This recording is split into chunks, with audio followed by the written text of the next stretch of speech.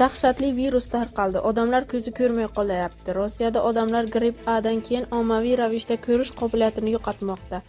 OAV kasallanganlarning asosiy shikoyatlari ko'z oldida tuman paydo bo'lishi, tasvirning aniq emasligi va ko'zda ikkilanib ko'rinish. Bu asoratlar kasallikdan 3-5 kun o'tib paydo bo'lmoqda. Moskvada yashovchi ayolning aytishicha, u bir necha kun ichida ko'rish qobiliyati keskin pasayganini his qilgan.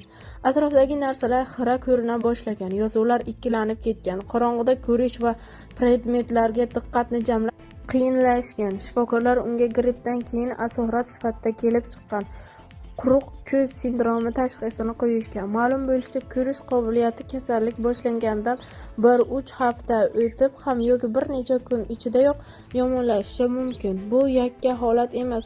Noyabr oyi o'rtalarida bepul ushbu muammo bilan murojaat qiluvchi bemorlar soni keskin oshgan.